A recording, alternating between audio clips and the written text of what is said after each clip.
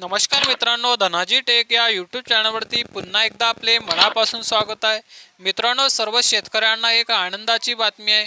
मित्रांनो, आता 2024 मध्ये झालेल्या अवकाळी पावसामुळे बऱ्याचशा शेतकऱ्यांचे नुकसान झाले.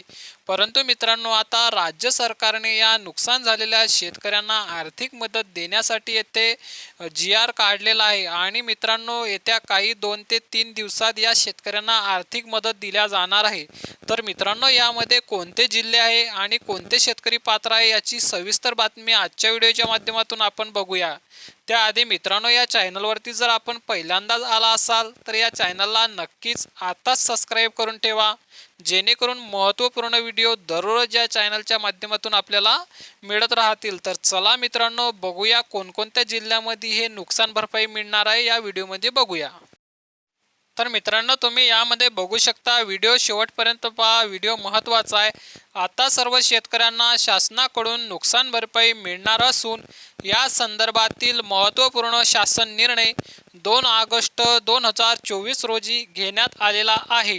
अतिवृष्टी, पूर्व चक्रीवादळ यासारख्या नैसर्गिक संकटामुळे शेतकऱ्यांच्या शेती पिकाचा नुकसान मोठ्या प्रमाणावर होत, परिणामी शेतकऱ्यांना आर्थिक अडचणींना सामोरे जावे लागते.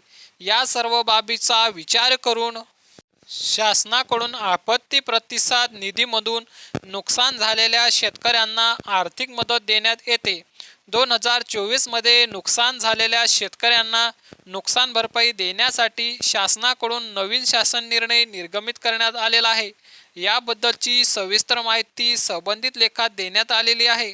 तर मित्रांनो, जानेवारी 2024 ते मे 2024 या कालावधीत राज्यात विविध जिल्ह्यात अवेळी पावसामुळे झालेल्या शेती पिकांच्या नुकसानीसाठी शेतकऱ्यांना आर्थिक मदत देण्याकरता शासनाकडून संदर्भातील क्रमांक 3 येथील शासन निर्णयान्वये निश्चित केलेल्या दरानुसार एकूण रुपये 596.2115, तर येथे 596,21,95,000 फक्त इतका निधी वितरित करण्यास शासनाने मंजुरी देण्यात येत आहे.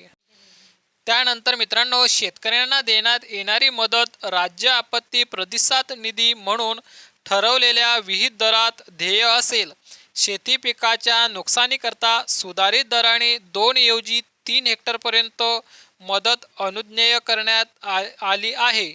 जानेवारी 2024 ते मे 2024 या महिन्यात या अवेळी पावसामुळे झालेल्या शेती पिकाच्या नुकसानीसाठी विभागीय आयुक्त यांच्याकडून निधी मागणीचे प्रस्ताव शासनास प्राप्त झाले होते. त्या अनुषंगाने हा निधी वाटपाचा शासन निर्णय निर्गमित करण्यात आलेला आहे.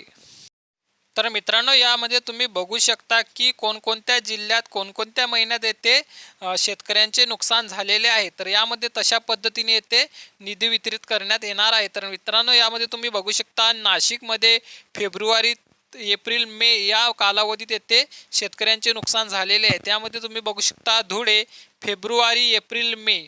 त्यानंतर तुम्ही पुढे बघू शकता जळगाव फेब्रुवारी, एप्रिल, मे. त्यानंतर अहमदनगर येथे बघू शकता जानेवारी महिना, एप्रिल, मे. त्यानंतर सोलापूरमध्ये एप्रिल महिन्यामध्ये झालेले नुकसान. त्यामध्ये नंतर पुणे येथे एप्रिल महिन्यात नुकसान झालेले आहे. त्यानंतर मित्रांनो, तुम्ही येथे अमरावतीमध्ये बघू शकता फेब्रुवारी महिन्यात. त्यानंतर तुम्ही अकोला येथे बघू शकता फेब्रुवारी, मार्च, एप्रिल महिन्यात. त्यानंतर यवतमाळ येथे फेब्रुवारी, मार्च, एप्रिल महिन्यात. त्यानंतर बुलढाणा फेब्रुवारी, मार्च, एप्रिल. त्यानंतर वाशिम जिल्ह्यात फेब्रुवारी, मार्च, एप्रिल. त्यानंतर येथे बघू शकता मित्रांनो, तुम्ही गोंदिया जिल्ह्यामध्ये फेब्रुवारी महिन्यामध्ये शेती पिकाचे येथे नुकसान झालेले आहे. त्यानंतर नागपूर येथे फेब्रुवारी, मार्च, एप्रिल. त्यानंतर भंडारा येथे फेब्रुवारी, मार्च, एप्रिल. त्यानंतर पुन्हा येथे चंद्रपूर फेब्रुवारी, मार्च, एप्रिल. त्यानंतर गडचिरोली फेब्रुवारी, मार्च, एप्रिल 2024 या कालावधीत संबंधित शेतकऱ्यांचे शेती पिकाचे नुकसान झालेले आहे. तर त्यामध्ये मित्रांनो 596 कोटी रुपयांचा एवढा निधी येथे मंजूर करून या जिल्ह्यामध्ये बाधित झालेल्या जिल्ह्यांना शासन येत्या 2 ते 3 दिवसांमध्ये निधी वाटप सुरू करण्यात येत आहे. तर मित्रांनो, अशा पद्धतीने महत्त्वाची माहिती होती. माहिती जर आपल्याला आवडली असेल तर व्हिडिओला लाईक आणि या चॅनलला आत्ताच सबस्क्राईब करून ठेवा. तर मित्रांनो, येथे तुम्हाला जर येथे GR पाहायचा असेल तर मी तुम्हाला पुढील व्हिडिओमध्ये कशा पद्धतीने याचा GR काढू शकता ते या व्हिडिओमध्ये सांगणार आहे. तर मित्रांनो, त्याकरता तुम्ही चॅनलला आत्ताच सबस्क्राईब करून ठेवा. तर चला पुढील व्हिडिओमध्ये भेटूया. जय हिंद, जय महाराष्ट्र.